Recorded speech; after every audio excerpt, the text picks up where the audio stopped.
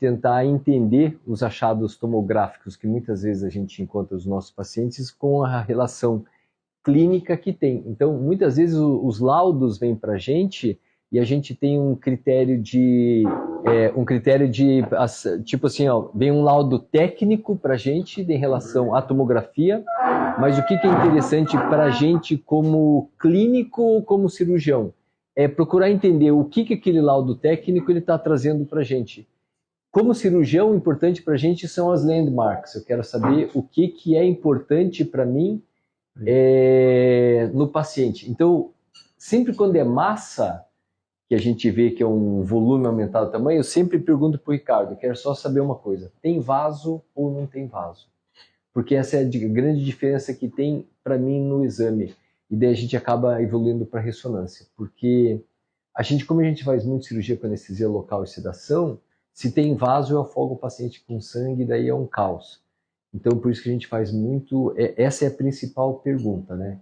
Se tem vaso ou se não tem vaso, para a gente entender a abordagem. E o que a gente sempre fala para o pessoal que vem acompanhar a gente em cirurgia, é assim, nunca fique preocupado com o que sai. Você tem que ficar preocupado com o que ficou, né? Então, se você já tirou a coisa, já tirou alguma coisa dentro do nariz do paciente. Agora, a importância das landmarks é justamente isso, você preservar a órbita e base de crânio, que são as estruturas nobres que a gente tem em parceria com a cavidade nasal e os seios da face, onde a gente maneja a cirurgia. Então, lógico, o professor Ricardo tem enorme experiência, o Diego também tem uma enorme experiência em doenças nasosinusais, e a gente vai tentar passar casos clínicos aqui para vocês, para a gente poder, para vocês entenderem o racional que tem na cabeça da gente, o que passa na cabeça do otorrino quando chega um exame igual esse daqui, e para qual é o caminho que a gente chega. E eu vou chegar para vocês e vou dar para vocês o que o paciente chegou como queixa clínica. Então, o que ele chegou como queixa clínica? Basicamente, nariz, a principal fator que a gente tem quando tem alguma coisa de queixa clínica é lateralidade. A gente fica muito menos preocupado quando você tem um paciente que tem doença bilateral e muito mais atento a paciente quando as doenças acabam sendo unilaterais. Então, a gente vai tentar passar tanto na parte do início do que a gente vê as cirurgias, daí o Ricardo complementa com alguma parte anatômica, mas a gente vai muito mais por um cunho de entendimento clínico da doença, correlações com órbita e base de crânio, e o que a gente quer achar de pontos de referências que são importantes, que a gente olha para que durante a cirurgia a gente possa fazer uma cirurgia tentando trazer o melhor resultado do paciente. Sempre vamos começar. E essa não é aquela paciente, né? Não, a primeira, não. Essa não é a primeira coração que eu pedi para colocar para falar sobre o que é importante da gente ver o paciente. Então aqui eu estou mostrando o que a gente acaba sempre olhando no paciente. Se é corte coronal, ou é corte axial, ou é corte parasagital. Então eu vou dar mais ou menos a minha sequência, depois eu passo para o Diego, para ele dar mais ou menos a sequência dele no caso clínico, né? Então, esse paciente, essa paciente foi atendida hoje por mim, agora há pouco. Então, ela chegou para mim com queixa assim, eu estou tomando antibiótico há 5 dias e a minha secreção melhorou, minha sinusite está melhor e eu tenho isso de repetição. Eu disse, beleza, mas tem catarro? Não, eu tive catarro verde, e o catarro verde saía do meu nariz, e com antibiótico agora o catarro melhorou, mas eu tenho muita pressão na face, eu tenho o nariz congestionado e eu tenho sinusite de repetição.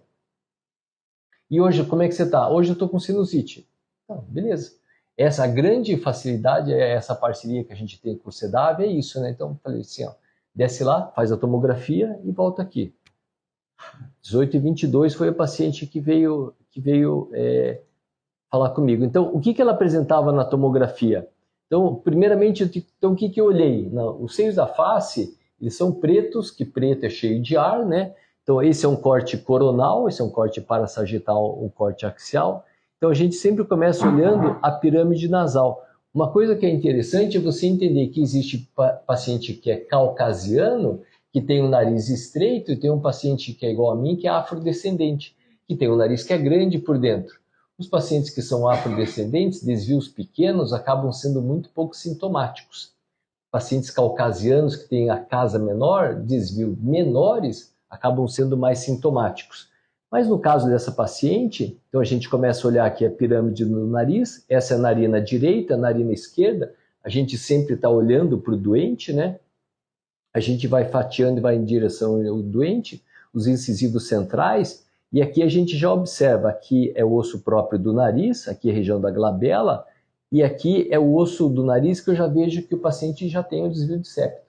Então, como eu estou olhando para o nariz do paciente, veja, eu tenho menos preto desse lado de cá e mais preto do lado de cá, e claramente a paciente ela tem um desvio de septo para o lado direito. Então, eu falei assim, bem, eu vou investigar os seios da face, né? Ou seios paranasais. A gente fala seios da face, mas o certo é falar seios paranasais, porque o esfenoide ele fica na base do crânio, né? Que não é na face, né? Então, por isso que seios paranasais, não seios da face, né? Órbita esquerda, órbita direita, né? E aqui está o seio frontal, preto é área normal. Eu vejo claramente que ela tem esse desvio de septo, né? Essas são as células anteriores do Agernase, mas eu continuo observando que os seios maxilares do paciente está normal. Tem um pequeno edema de mucosa, mas esse edema de mucosa que eu tenho nesse recesso do seio frontal, e vale a pena lembrar que o seio frontal ele não tem um ósseo de drenagem, é um ducto. O resto, seio esfenoidal é seio maxilar e o seio timoidal, ele tem o seio timoidal também por recesso, mas o maxilar é ósseo, o esfenoidal é ósseo e o seio frontal é um ducto. Mas pela queixa clínica da paciente de muita secreção, esse pequeno edema de mucosa não correlaciona com o quadro clínico dela. Vale a pena a gente lembrar que quando a gente faz uma tomografia de seios da face, existe uma cicatriz radiológica. Então, se o paciente faz uma sinusite hoje, daqui a 15, 20 dias ele vai fazer a tomografia, ela vai estar muito semelhante com o dia de hoje, mas clinicamente o paciente já não tem mais a doença. E isso confunde um pouco a cabeça do médico solicitante, que fala assim, poxa, eu tratei, o paciente fala que está bem, a tomografia está ruim. Então, entender sempre que eu tenho esse tempo de cicatriz radiológica, que a gente mais ou menos dá em torno de 20 dias, esse mais ou menos o protocolo que eu faço, daí o Diego informa mais ou menos o que ele acha. Então, observando os seios da face normais, né? Eu tenho aqui claramente esse é o processo uncinado dela, o corneto médio dela aqui que está mais ou menos velado ou edemaciado, né? Tem um pouquinho de edema de mucosa, mas não corresponde novamente com a clínica da paciente, né? E conforme eu vou posteriormente, tem as células etimoidais posteriores e o seio esfenoidal posterior. Eu falei para ela, você não tem nada. Eu disse, não, como não tem nada? Eu não tenho nada porque eu tomei antibiótico. Não, tudo bem, você tomou antibiótico, mas o que aconteceu com ela? Ela fez um processo viral, como ela tem um desvio de septo nasal, ela tem alteração da drenagem da própria mucosa nasal. A gente produz, em média, de 600 a 700 ml de catarro por dia, todos nós, todos os adultos. Esse catarro ele serve para filtrar, aquecer e umidificar o ar que vai para o pulmão. Então, como você tem um processo viral onde você altera o seu movimento mucociliar, as bactérias do nariz da gente, que elas são saprófitas, ou seja, elas vivem em harmonia com o nariz da gente, elas se tornam oportunistas, porque diminui o movimento mucociliar.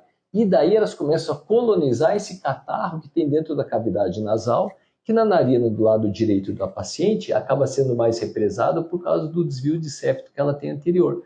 Passa menos ar, acumula mais catarro, bactéria prolifera, ela fica com congestão nasal, face congestionada e com secreção mucopurulenta esverdeada, vai no médico, é sinusite. Não, ela tem resfriado.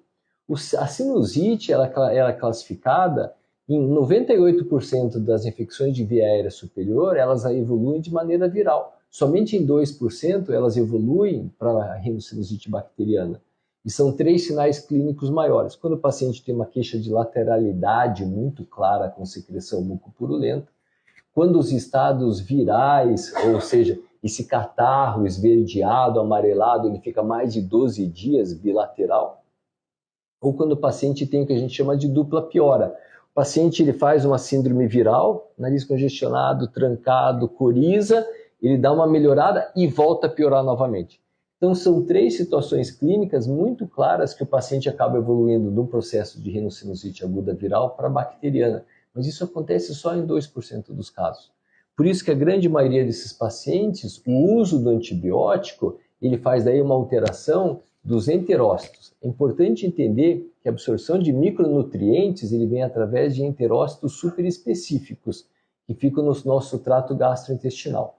Quando a gente fica fazendo antibiótico de repetição, o paciente fala assim, faz um remédio, faz um estudo da imunidade aí, porque eu estou pegando gripe com muita repetição. Isso acontece porque a alteração da microflora, que absorve os micronutrientes, fica alterada por causa que os pacientes começam a fazer antibiótico de repetição. É por isso que a gente pede para os pacientes terem controle do antibiótico e mais na questão da lavagem nasal mesmo.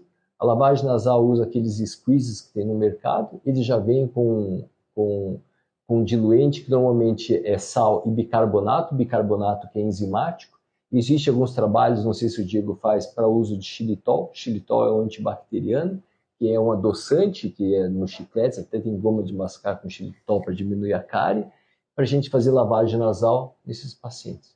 Então, clinicamente, esse paciente, se a gente coloca no laudo, que o paciente tem um velamento de célula frontal aqui, ou célula etimoidal anterior, o paciente vai falar assim, então isso é sinusite, né? Então acaba não sendo. Eu acho que vale a pena a gente comentar sempre no laudo esses velamentos, mas eu acho que é interessante para o radiologista também entender que para a gente, clinicamente, isso não tem valor nenhum, a não ser que eu tenha um comprometimento mais elevado do seio, como a gente vai mostrar em outros casos clínicos. Então evitar a palavra sinusopatia. Isso, sinusopatia é um diagnóstico, né? Radiologicamente, no exame vem para a gente ver, se pode falar velamento, se pode colocar espessamento mucoso, você pode colocar alteração de estrutura quando você tem perda óssea, rarefação óssea, tudo isso pode colocar. Mas colocou sinusopatia é diagnóstico de doença, né? E assim, espessamento mucoso de seio maxilar, né? Às vezes vê aquela menos de 1 milímetro de espessura, já está colocando. Eu evito às vezes de colocar, o que você acha? Não. Ele perguntou assim, quer ver, eu vou colocar 2 casos clínicos para vocês entenderem a pergunta que o Ricardo acabou de fazer para mim. Essa paciente, ela chega para mim e fala assim, tá vendo? Ele tem um espessamento mucoso aqui, Então ele tem esse cinzinho aqui, esse é o espessamento mucoso que o Ricardo está falando. Qual que é a importância clínica desse paciente aqui para mim? Nenhum. Se eu tenho um espessamento mucoso um pouco maior ou um cisto de retenção numa paciente que vem para mim de seio maxilar e que ela vai colocar um implante dentário, mudou completamente a história clínica. Porque o implante dentário, o cirurgião dentista, ele vai fazer uma elevação aqui do assoalho do seio maxilar. Só que ele vai cobrar dela por cada implante. Ele vai cobrar lá, vamos supor, $2.000 e vai cobrar por cada implante. E se eu tenho um edema mucoso aqui, um cisto de retenção, e ele faz um levantamento de assoalho, e ele coloca hidroxapatita ou alguma coisa para dar suporte para o implante, e acaba tendo uma extrusão desse enxerto, aquele edema de mucosa que não era nada, ele vai jogar nas minhas costas. Então, daí, clinicamente, eu me torno responsável pela situação. Só que eu não ganhei nada, ele cobrou um monte da paciente e eu fiquei clinicamente envolvido com a situação com o paciente. O que você faz, Diego, nesses casos? Nesses casos específicos, assim, bom, só um comentário que eu tenho visto que a maioria agora está vindo laudo, por exemplo, mínimo ou pequeno espessamento em assoalho do seio maxilar. Então, não estão utilizando tanto a questão de espessamento mucoso generalizado, assim. Estão colocando mínimo ou pequeno espessamento, e isso até dá um alento para o paciente, é mais fácil a gente explicar e mostrar. Nesses casos em que, ao espessamento, o paciente será submetido a uma cirurgia ou implante dentário, acaba orientando o paciente a realizar uma desobstrução do ósseo maxilar. Por exemplo, esse caso seria um caso em que teria uma indicação para, se houver alguma infecção, ter uma região de drenagem da secreção e não pelo próprio implante e acabar perdendo o implante.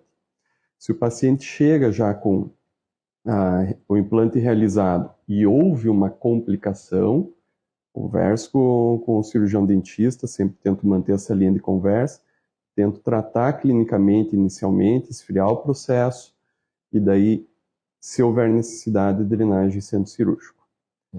A gente acaba vendo que a drenagem é o que acaba funcionando melhor mesmo, né? Porque a partir do momento que entrou corpo estranho, que seja esses materiais não homólogos ao paciente, né? Que são essas hidroxiapatita ou qualquer outro material, ou nem isso, qualquer rompimento que eu tenho de membrana e entrou saliva para dentro do seio maxilar, acontece que o seio maxilar, como eu falei previamente, ele tem um ósseo de drenagem. Esse ósseo tem 1 milímetro de espessura normalmente. Ele sai por uma fenda, que é um hiato semilunar, mas isso não vem ao caso. O que interessa é o entendimento que você faz um edema de toda essa mucosa de dentro do seio maxilar, obstrui esse ósseo e o paciente começa a fazer rinocinusite de repetição. Como é uma cavidade grande e o antibiótico chega através do sangue ou da mucosa, o catarro que fica no meio, que fica mucopurulento e que ele é oportunista simplesmente porque é uma flora salivar, que daí tem muito anaeróbios, você não tem como matar isso aqui. Tanto que a cirurgia que mata é o vento, não sou eu, né? A gente faz um remodelamento arquitetônico para entrar ar dentro do seio da face e é o vento que acaba melhorando. Daí que isso que o Diego fala. Então, muitas vezes você faz isso para tirar essa dúvida que acaba a partir do momento que o cirurgião dentista mandou o problema para mim no caso desse, eu sou muito mais agressivo na abordagem do que seria com a paciente que foi a mesma que a gente conversou anteriormente. Eu pedi para ela fazer lavagem nasal. Então, esse contexto com a odontologia é importante justamente por causa disso, porque tem valores envolvidos nisso. E, como a gente sabe, os valores são relativamente altos. Passa o próximo caso para discutir.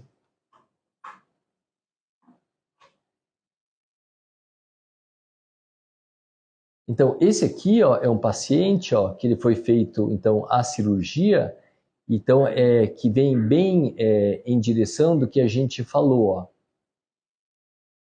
Foi feita uma abertura, tá vendo? A gente vê claramente uma abertura do seio maxilar desse paciente. Eu não tenho a parede aqui. Foi feita uma remoção do corneto médio. Esse é o corneto médio nesse paciente, que não tem aqui. Só que esse paciente chegou para mim com uma tosse crônica. Ele chegou assim, pô, eu tô tossindo tava tossindo há 3 semanas com tosse. Já tinha tomado xarope, tinha tomado um monte de coisa e falava assim, eu tenho tosse. Eu tenho catarro. Eu sinto que o catarro escorre lá atrás da minha garganta, né? Normalmente, esses pacientes, eles apresentam isso aqui,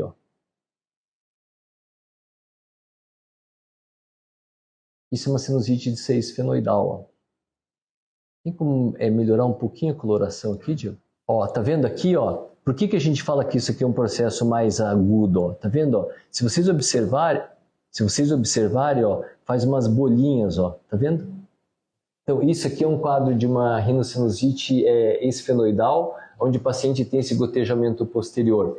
E você vê bem claramente aqui, isso é um velamento. Esse é o seio esfenoidal do lado direito, e esse é o seio esfenoidal menor do lado esquerdo, né?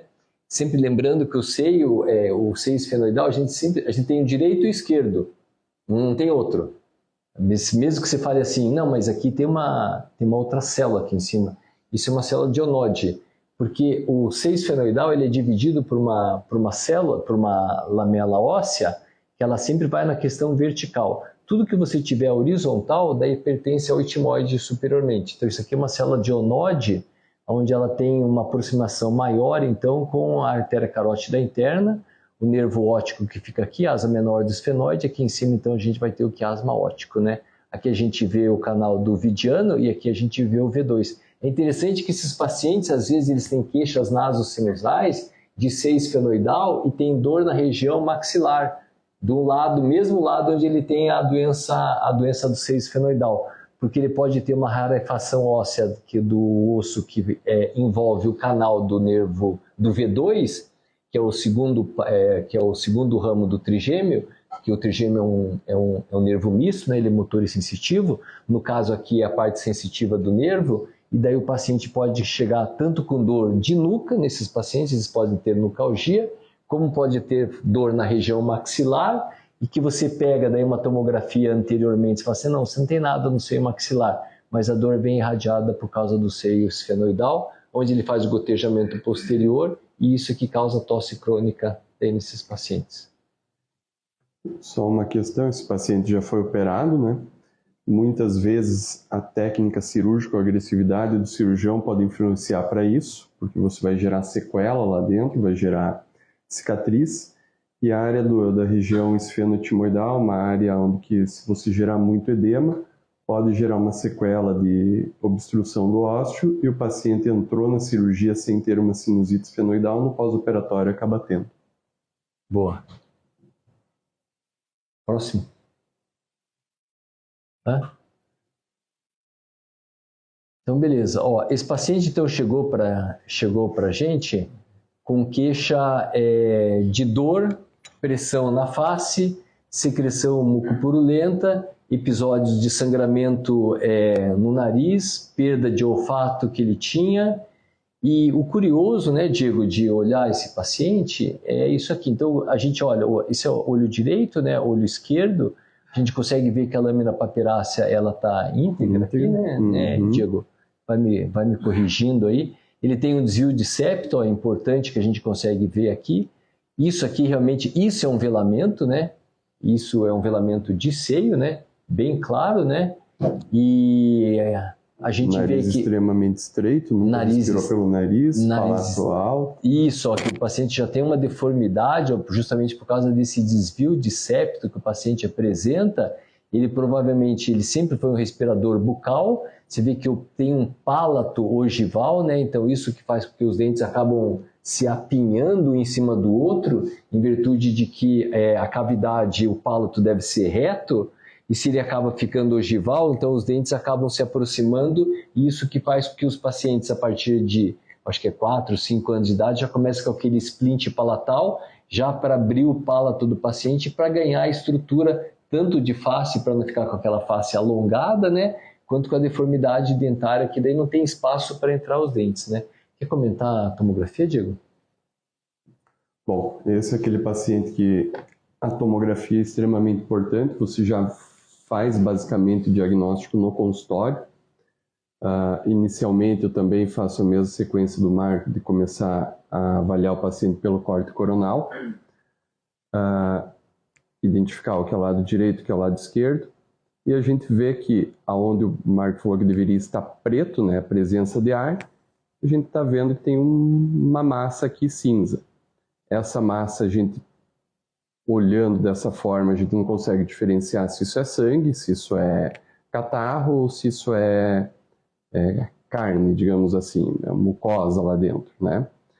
E junto com isso... E desculpa, só interromper, a pergunta que a gente faz, que eu faço para o Ricardo, é isso mesmo, né? Eu quero saber se é carne. É bem isso, essa é a pergunta que a gente faz, né? Porque a gente não sabe se é cístico ou o que é. Se eu quero saber se eu falo para o Ricardo, Ricardo, é carne ou não é carne, né? Continua, diga. A questão da lateralidade que o Dr. Marco falou. Da palatina, do palato lá. Uma falha aqui, no né? palato. Na frente, bem mais anterior. Mais anterior. Pode vir. Olha aqui. Isso. Ele tem uma fissura palatina e a gente observa, vai procurar alguns sinais que possam indicar para nós alguma cronicidade. Então, as alterações ósseas, neosteogênese, sinais de neosteogênese, e casos desses, possivelmente até questão de bola fúngica. Quando a gente vê alguma massa assim... Não acredito que você falou isso. O quê? Você tinha falado isso para ele? Não. Não, porque eu briguei com ele, falei assim, não é bola fúngica, não sei o que. Ele falou assim, não, isso é bola fúngica. Eu falei assim, não, é papiloma. E no final a gente fechou como bola fúngica o diagnóstico mesmo.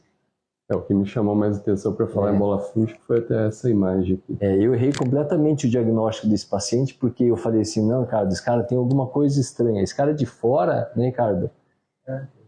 É um paciente que vem operar, ele não veio ainda operar comigo, mas ele veio de fora, eu mostrei esse exame, e eu falei assim, e o Ricardo falou assim, isso é fungo. Eu falei assim, Ricardo, você é idiota, que fungo, não tem nada de bola fúngica aqui. E foi a primeira coisa que você falou. Daí continua.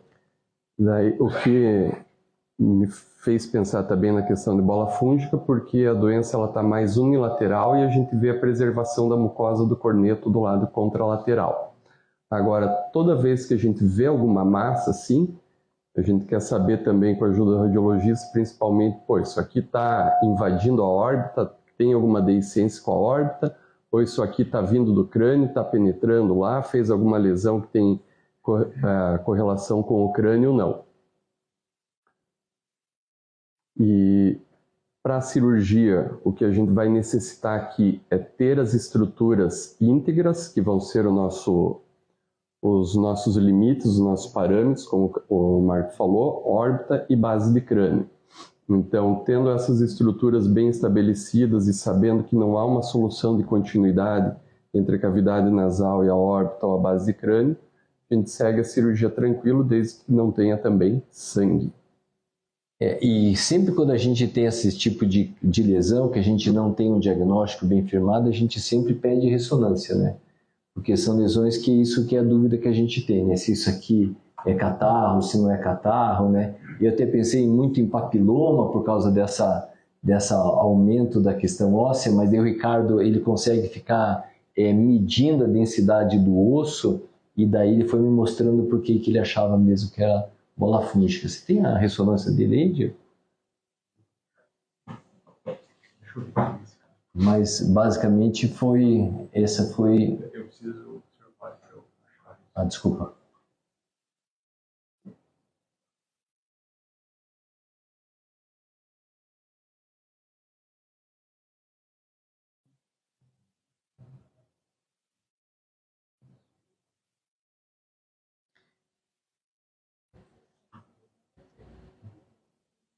Você quer passar no outro caso enquanto a gente... Aqui é o mesmo, né? Tá.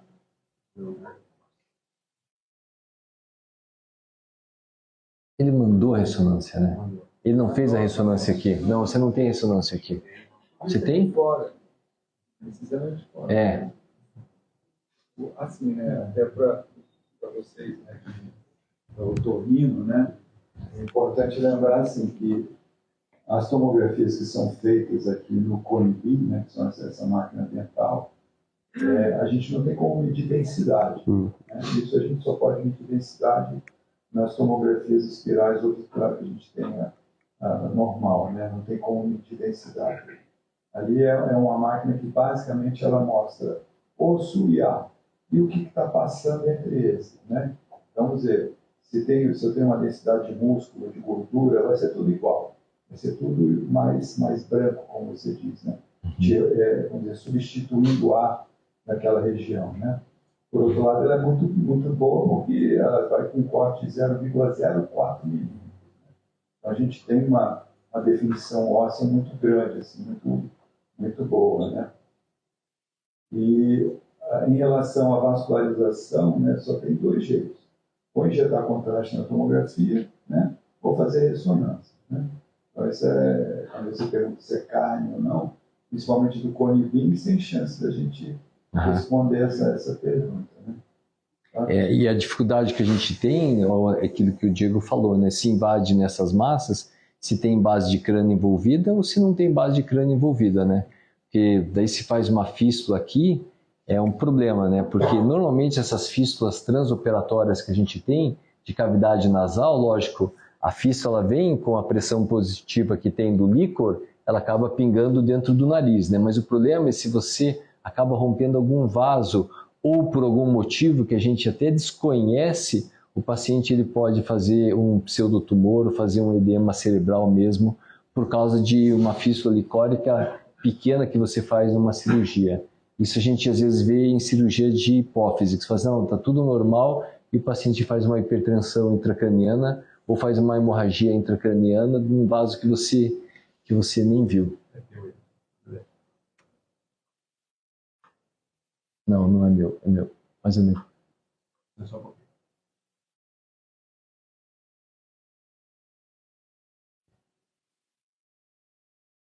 Dá o coronal para mim. Qual que você quer, Ricardo? T1?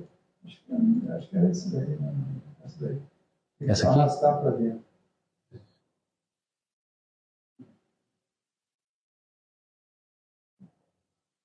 Então, aqui, ó, tá vendo? Ó? Então, Ricardo, ó, tá vendo o desvio de septo? Ó, é o mesmo paciente, né? Então, você vê como a tomografia, com a ressonância, daí a gente consegue ver a órbita, que a órbita está preservada aqui, né? E daí, o Ricardo, você vai me corrigindo aí, né? Porque o que o Ricardo sempre ensina a gente, né? No caso desse T1, né? Isso aqui é musculatura, né? O que o cérebro fica aqui, então tudo que for mais parecido com o cérebro tem uma consistência muito mais semelhante. É isso, né, Ricardo? Esse branco aí, né, que a gente tem duas possibilidades. Esse é um branco sem contraste, né? Isso. Certo? Dentro do seio, então isso muito provavelmente ou era um fungo que estava aí dentro, né? Ou era sangue.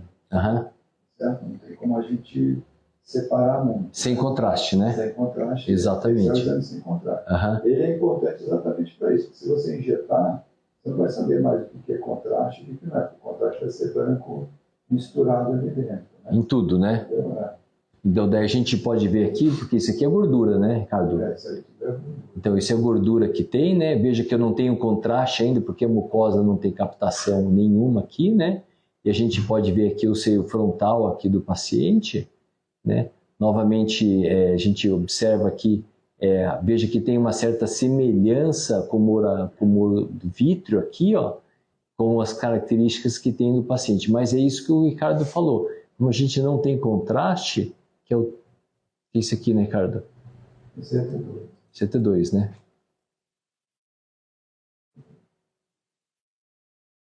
Provavelmente vai ficar escuro. Isso aqui é interessante também, né? Porque se você olhar ali, ó, do lado direito, né, aquilo é ar, o ar está preto. E se você olhar o lado de cá, parece que é ar também, né? Entendeu? Mas a gente vê no T1, você vê que é completamente diferente. Então, isso é a maneira da gente ter certeza. Isso ou é uma mucosa muito ressecada, uma secreção muito ressecada, né? Ou é fungo que está aí dentro. Né? Entendeu? Então, isso foi o que confirmou o diagnóstico, né? Então é interessante, ó, observe novamente aqui, ó, observe esse é captação de contraste, né, Ricardo? Que é a mucosa, então, né? Isso também é legal, né? Isso aí é uma mucosa normal, concorda? Concordo. E é isso que a gente vê nesses tomografias de seio da face. Essa mucosazinha, às vezes um pouquinho espessada ali, né? E tentar evitar, né, de colocar isso no laudo exatamente para vocês não terem que ficar justificando para o paciente. Mas observar, né, Ricardo, que a vantagem de fazer a tomografia, porque a gente fala assim, ó, isso é ar, né? Isso é catarro. Isso aí é aquele coisa isso, aquele troço espesso, né? Exatamente. Que a gente pode ver, ó, que tanto você olhou na tomografia, mas quando você olha na tomografia disso daqui, que você fala assim, pô, tem alguma coisa que é massa aqui dentro, né? Isso que eu perguntei para o Ricardo. Tá, mas isso aqui é carne ou não é carne? Ele disse assim, não, isso aí não é carne, pode ser catarro mais espesso, alguma coisa, mas carne acaba não sendo, né? E aqui é onde que a gente fez aquele estudo mais de contraste, não foi, Ricardo? Nessa região aqui, né? Que você, na tomografia que a gente viu, que você falou que medida a densidade, né? Medida a densidade foi dentro do seio mesmo, sabe? Tinha densidade mais elevada, né? Mas assim, aí eu acho que findou, né? Esse que vocês estão mostrando, né? Eu acho que assim, só a única coisa que a gente importante que eu queria reforçar é essa mucosa do outro lado, sabe? Isso é a mucosa normal. Isso. E essa mucosa, esse filete, assim, a gente vai ver na tomografia, assim, né? E se a gente coloca isso para vocês vão ter que explicar para o paciente que não tem nada. Mas eu acho que o que o Diego falou, acho que é importante. Eu acho que colocar mínimo espessamento, usar essas palavras, eu acho que acaba. Não tem problema nenhum. Tá bom. E assim, espessamento difuso e espessamento focal, né? Ou circunscrito, né? Mas daí é cisto de retenção, exatamente, é isso que eu ia chegar, né? A gente é cisto de retenção e ponto final. Isso. Né? Então, beleza. E você opera cisto de retenção? Somente se for no assoalho do maxilar tiver que fazer implante. E se o paciente falar que tem dor? Se tiver alguma raiz dentária próxima a ele, ok. Fora isso, dificilmente vai ter dor devido ao cisto de retenção. Alguns casos que você tem um cisto de retenção, até tem descrito literatura, ocupando mais de 60% da cavidade maxilar, em que ele possa fazer efeito massa e compressão, ele pode gerar dor. Mas a longo prazo, como vai acomodando mucosa e terminação nervosa, a princípio ele não vai ter dor. Tua opinião? O cisto de retenção é a mesma coisa, né? O paciente que vai para procedimento dentário vem com queixa de dor, porque a grande maioria do cisto de retenção é uma bexiga de água. Basicamente isso, de crescimento de gradiente de pressão negativo, que a gente chama. Uma gema de ovo.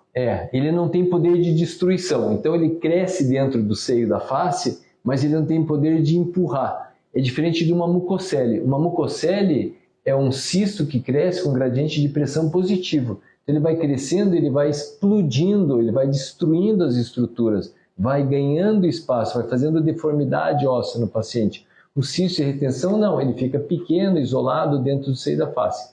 Às vezes ele pode dar dor no paciente caso ele infecte, mas isso é impossível da gente saber. O cisto de retenção ele pode infectar e pode fazer uma secreção mais espessa e isso dá dor no paciente, mas explicar para o paciente, né, Diego, que é impossível que você vai dar alguma garantia, que você vai operar e vai resolver. E geralmente quando ele infecta, ele acaba gerando a dor e ele drena espontaneamente.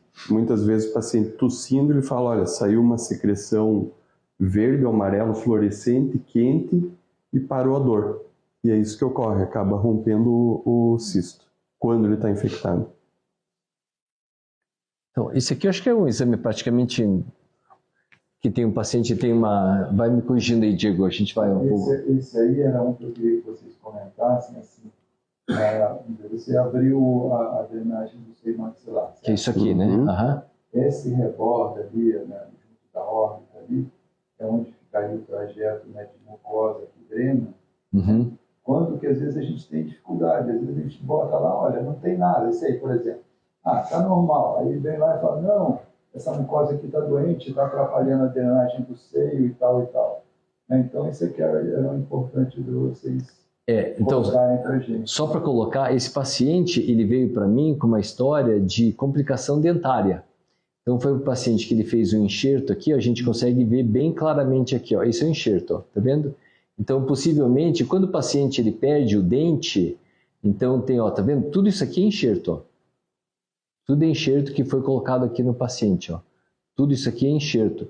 E esse enxerto, ele acabou, você pode ver que houve uma perda do enxerto para dentro do seio maxilar desse paciente, e ele fez uma sinusite odontogênica. Então, isso é um pós-operatório de um paciente que fez uma sinusite de caráter odontogênica, onde a gente acabou fazendo tanto uma abertura do seio frontal, células etimoidais aqui, e seio maxilar pela complicação que o paciente tem. Então, ele já tem um osso fino, pode ver que tem um osso maxilar bem fino, houve uma lesão do dente, acabou sendo uma extração do dente.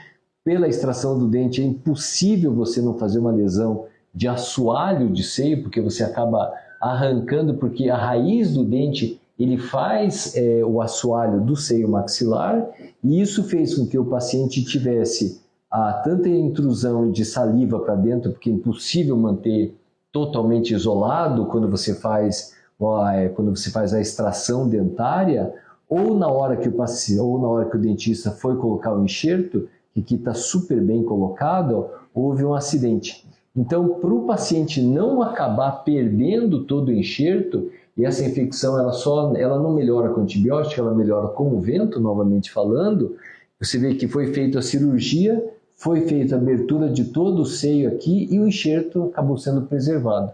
Então espera daí a consolidação do enxerto para depois você poder colocar os implantes. É isso, né, Diego? Quer comentar alguma coisa? Agora a questão que o doutor estava falando, que é importante para nós aqui, por exemplo, está bonito, está limpinho, a gente vê a abertura do maxilar, porém, se durante a abertura houver uma trave mucosa aqui e volta a ter abertura, a gente vai ter um duplo ósteo. e daí isso sim vai gerar sintoma para o paciente. Então isso acaba sendo importante, uma descrição para nós. Aqui o ósseo está aberto por completo, a gente acaba vendo ele aberto do começo ao fim, sem ter nenhuma trave mucosa. Então essas traves mucosas que acabam sendo formadas ou ficando ali, resquício ou pela cicatrização, que acaba sendo importante para a nossa avaliação. Isso que o Diego falou chama-se que é a recirculação, né? Porque não adianta você fazer uma grande abertura de cirurgia de seio maxilar se você não comunicar essa grande abertura com o ósseo principal do seio maxilar, né? Daí toda a drenagem mucociliar que eu tenho de dentro do seio, ela necessariamente vai para um ponto só, que é o ósseo principal. E se o catarro sai por ali, como eu falei, se a gente produz aí 600 a 700 ml de catarro por dia, se ele sai por esse ósseo principal, ele encontra essa ponte, ele cai novamente dentro do seio maxilar, ele faz essa recirculação. Essa é a complicação mais comum que tem em cirurgias do seio maxilar. Mais alguma coisa aqui, Ricardo? Não. Não? É isso? O próximo, Diego.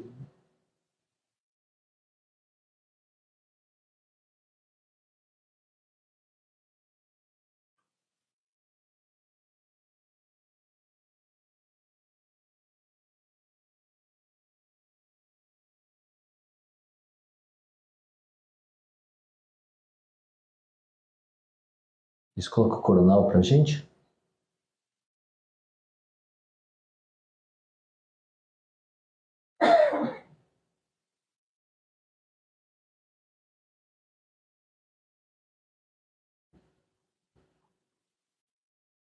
Então, ó, novamente aqui, ó, eu acho que aqui vem aquilo que o Ricardo comenta com a gente. Ó. O que é isso aqui?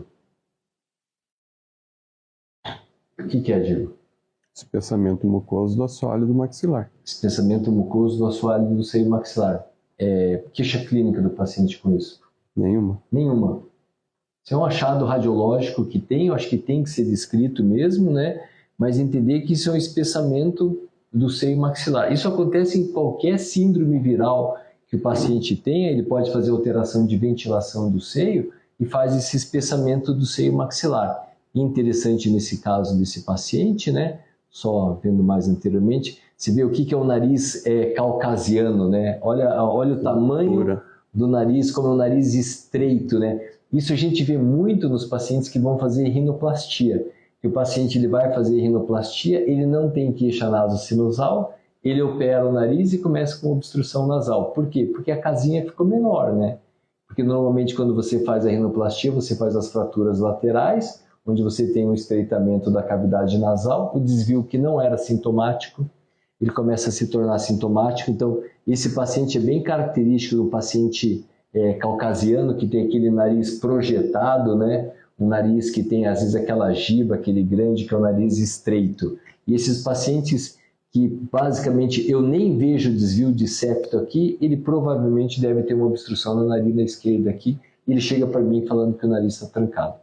Então é importante entender que muitas vezes você não tem problema de desvio de septo como causa de obstrução nasal, mas isso é um problema valvular, que pode ser tanto pela característica étnica do paciente, ou pode ser não uma complicação, mas pela remodelagem arquitetônica que foi solicitada pelo paciente para o cirurgião, onde foi feita a rinoplastia, acabou fazendo um processo de bloqueio valvular. É isso, né, Diego? Você que é craque em rinoplastia. Não, perfeito. Então, beleza. E continuando esse paciente, então ele tinha uma queixa de dor orbitária mesmo, e a gente acabou observando que, olha lá, Diego, que interessante, ó. Bem interessante. Né? Então, esse exame, ele é interessante por quê? Porque, na verdade, isso aqui é uma... Ricardo, me corrija. Parece que é uma célula de Haller, né? É isso, né? Isso é uma célula etimoidal, né? Então, vale a pena a gente só salientar aqui, isso aqui é o seio maxilar do paciente que tem um edema de mucosa totalmente inofensivo, sem qualquer valor clínico para a gente. Esse é o processo uncinado, então isso fica muito claro que isso aqui é o processo, que é o seio maxilar. Mas desse lado a gente vê um uncinado aqui e a gente já vê aqui uma migração de células etimoidais, beirando, então, no caso, a base da órbita do paciente, E essa pneumatização dessas células etimoidais em direção ao seio maxilar acaba causando uma diminuição, uma dificuldade de drenagem do seio maxilar. Então essa é a grande característica desses pacientes. Coincidentemente, esse paciente então tem essa célula de Haller aqui normal, mas conforme eu vou avançando do outro lado, você vê a mesma célula desse lado de cá, isso são células etimoidais, onde eu vejo um processo agudo. Por que eu sei que é um processo agudo? Porque isso, tem esses aspectos de bolhas aqui, então o paciente tinha essa queixa de dor no olho, mas que não era uma doença de seio maxilar, mas uma célula de Haller é uma variação anatômica bem interessante, né, Diego? Quer comentar alguma coisa? Bem interessante, não, até nessa aqui dá para ver outra área de drenagem do etimoide posterior. E uma outra questão, quando a gente, ou pelo menos quando eu avalio, tem um espessamento mucoso no assoalho do maxilar, eu vou olhar a drenagem do ósseo do maxilar. Então, se o complexo ósseo-meatal está pérvio, está permeável, não tem edema de mucosa, ou não tem nenhuma outra massa bloqueando aqui, isso aqui vai ser indolente ou algum outro processo que o paciente teve recentemente. Indolente? Fala bonito, né? Isso. Acho que nesse caso, acho que é isso. Acho mais nada, né, Diego? Mais nada. Só por curiosidade, ele pode ter uma célula.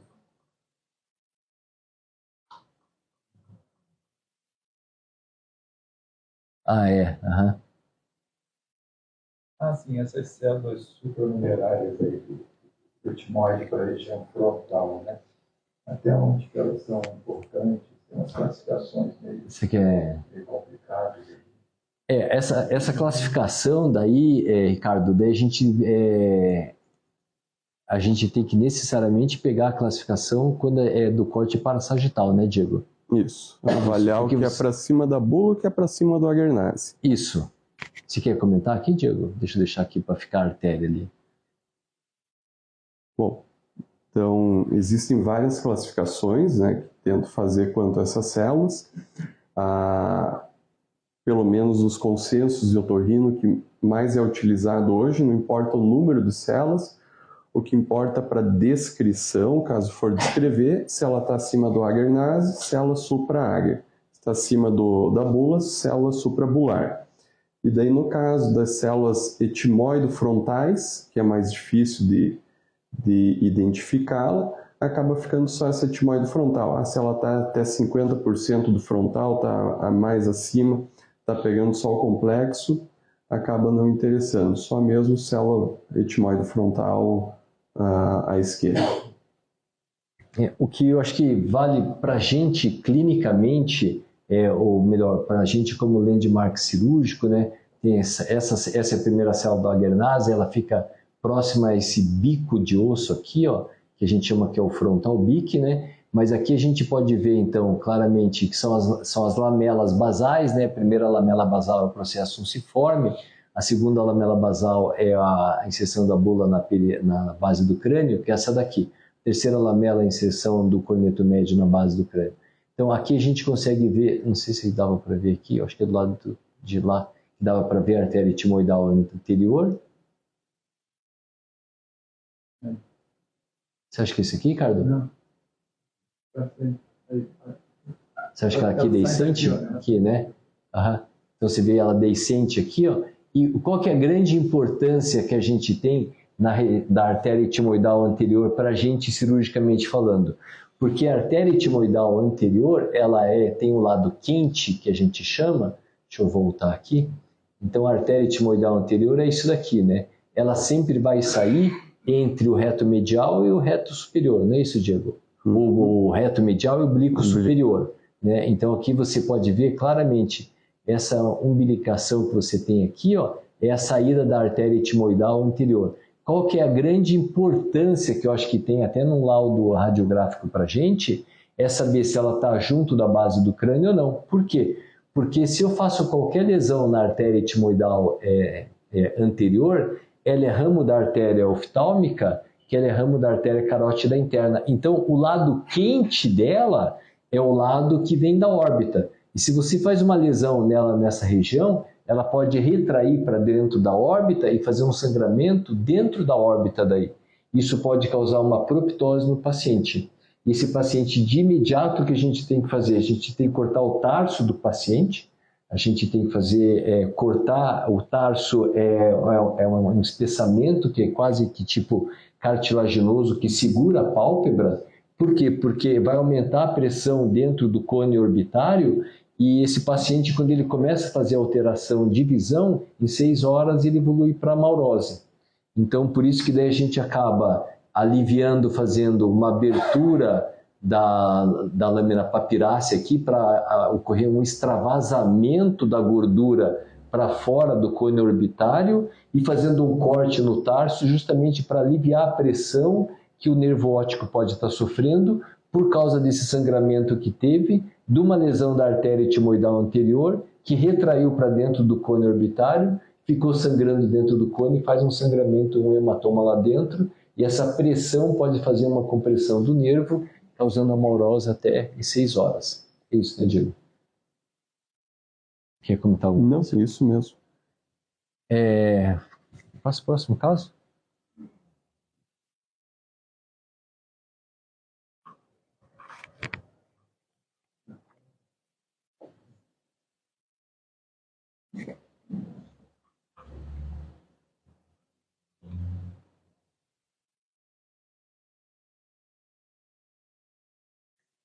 Diego, vou passando e você vai comentando esse caso? Deixa eu só passar primeiramente, deixa eu terminar de...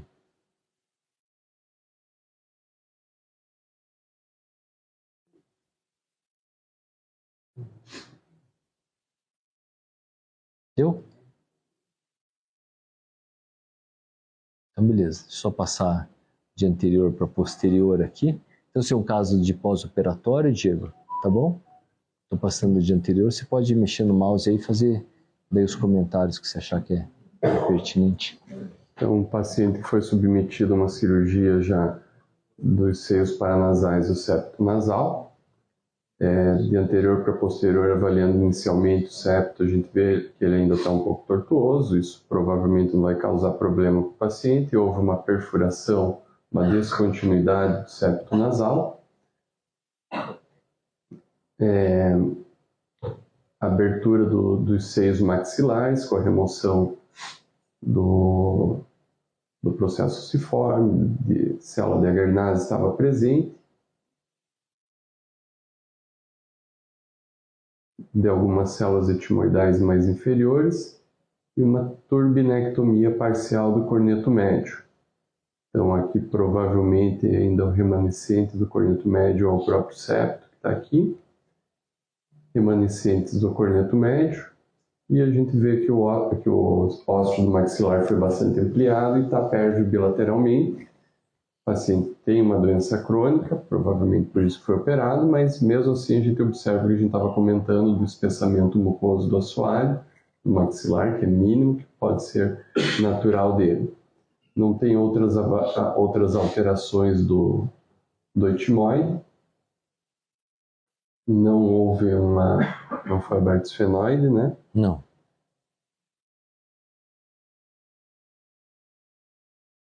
E o frontal também está preservado.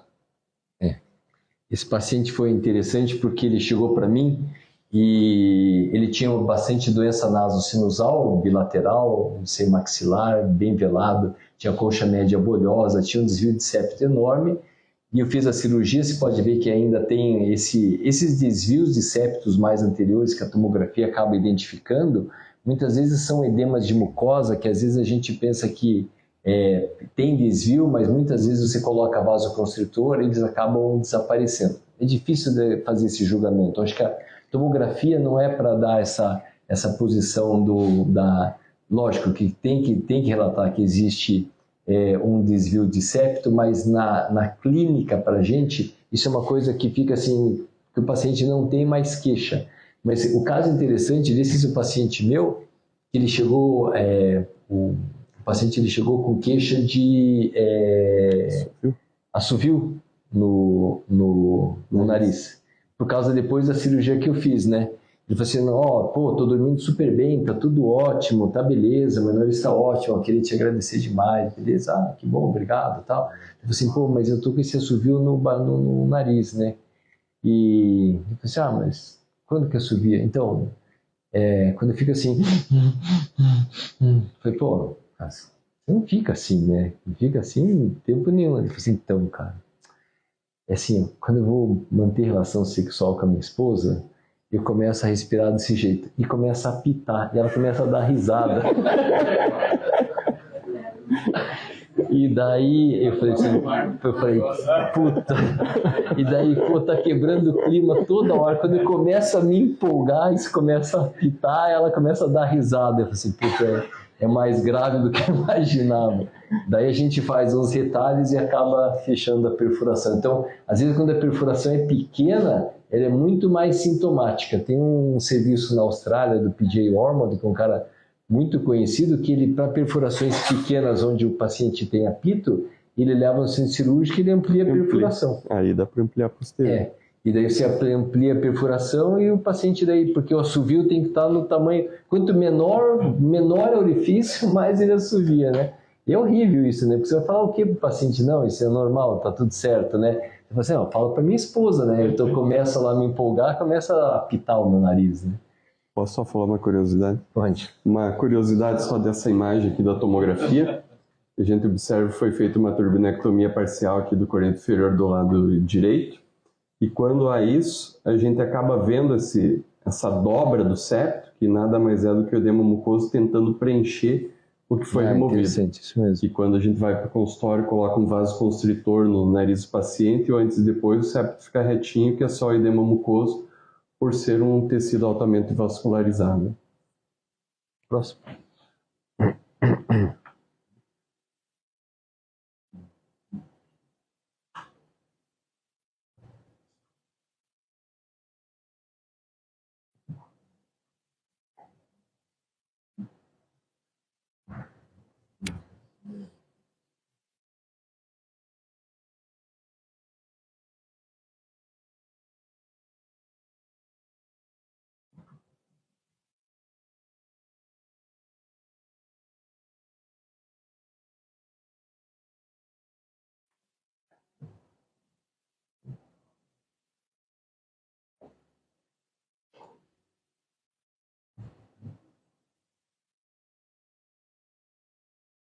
E aí, Diego, o que você acha desse caso? Bom, deve ser aquele paciente que foi operado e retornou com um queixo de gotejamento posterior ou possível dor occipital, né? Mesmo caso, né? Você vê que foi retirado ali o seio maxilar tá preto, né? Mesma coisa, tá né? pérvio, região do etimoide anterior também. Frontal não houve o acesso, a gente vê o remanescente corneto médio aqui.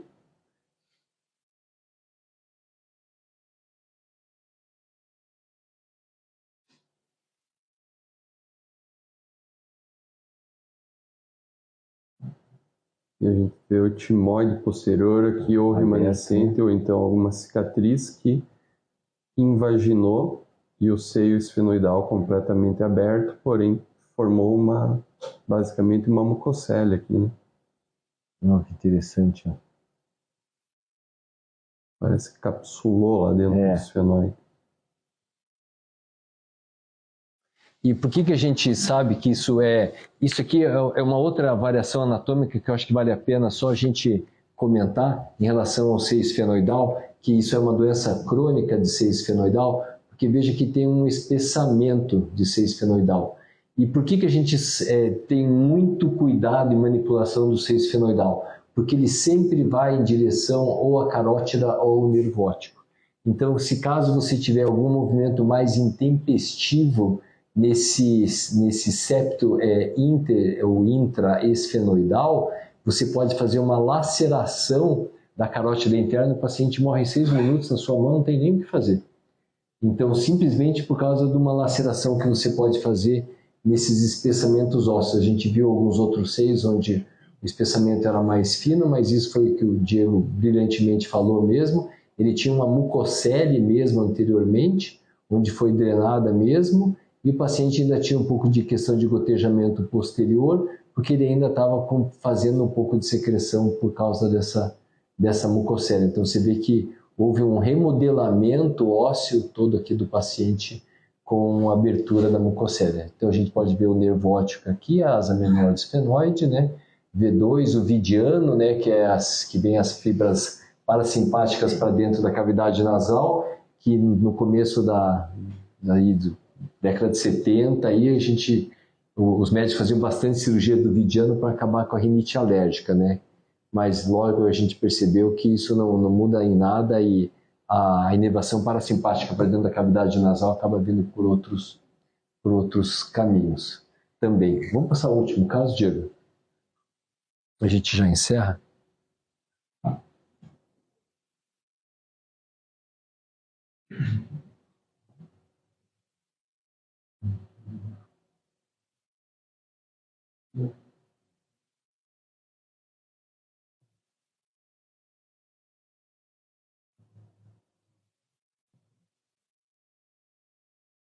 Não tá, Diego?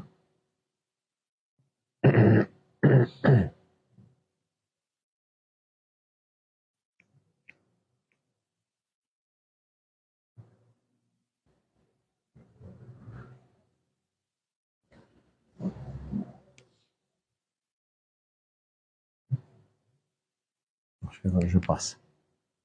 Aí, caso odontogênico, né? Cisto odontogênico causando sinusite maxilar, né?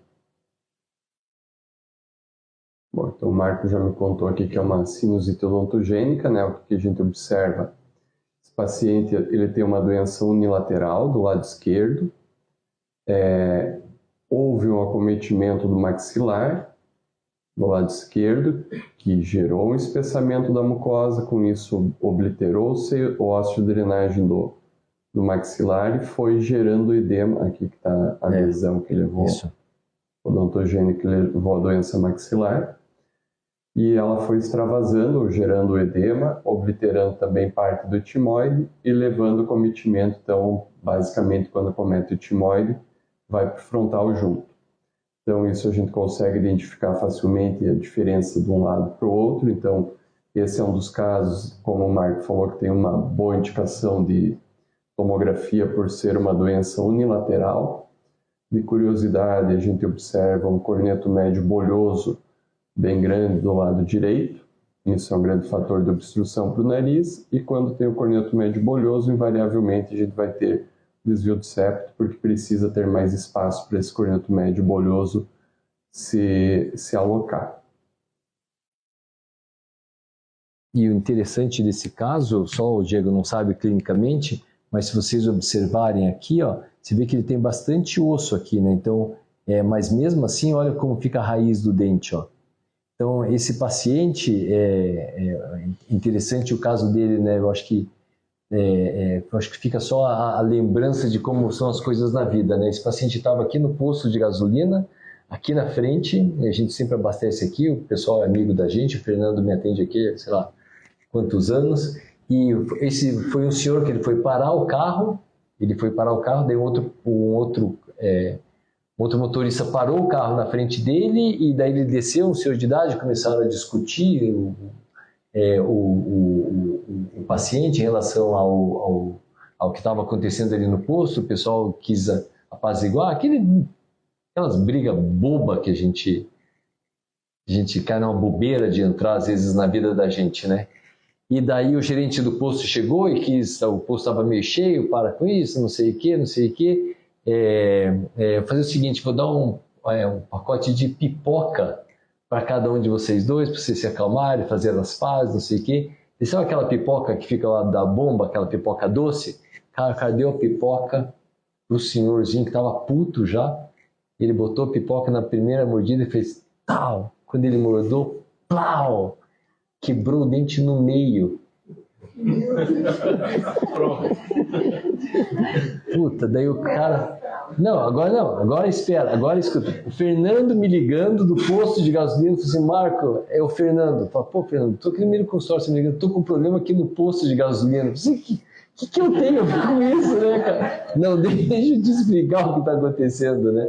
Daí ele trouxe o paciente para mim, né? Esse paciente acabou, lógico, depois fazendo a extração do dente, né? Teve que fazer a extração do dente, fez uma sinusite daí odontogênica, daí perdeu o dente, tive que operar o seio dele, daí essa foi a história desse paciente que fez a sinusite odontogênica, daí por causa disso, às vezes por mordida, quebrar um dente, faz uma laceração. Isso pode acontecer também em tratamentos de canais, onde o paciente ele vai tratar o canal e na hora do tratamento do canal, quando você faz a retirada de todo o material orgânico, para você colocar o material sintético, você acaba às vezes podendo extravasar também para dentro do seio maxilar, e isso também causa sinusite daí odontogênica. Porque a raiz do dente ela vai se invaginando para dentro do seio maxilar. Ó, 8h30, acho que era isso. Ia deixar, se tiver alguma pergunta, Ricardo, quer comentar alguma coisa?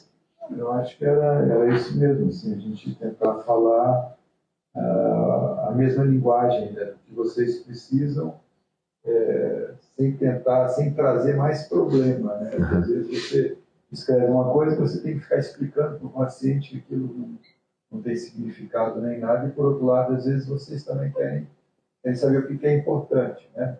Então, esse é o objetivo da gente, né? Entender o que é importante estar descrito no laudo para vocês terem uma parte mais rápida com o paciente e mais solução.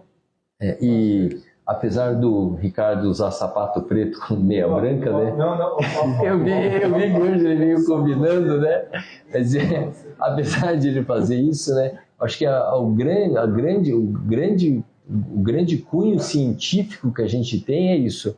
Ricardo, além de ser uma pessoa extremamente agradável, um amigo, irmão de coração, é isso, que a gente manda os exames, é feito na hora, a gente consegue falar, eu peço para o Lúcio, eu peço para o Ricardo já o diagnóstico na hora, porque às vezes a gente tem muita dúvida mesmo, né? Então a gente sempre desce, são super acessível para a gente conversar, então acho que essa parceria que a gente tem de ter um serviço onde você fala diretamente com o radiologista, com gente que é 100% do bem, toda a equipe, né?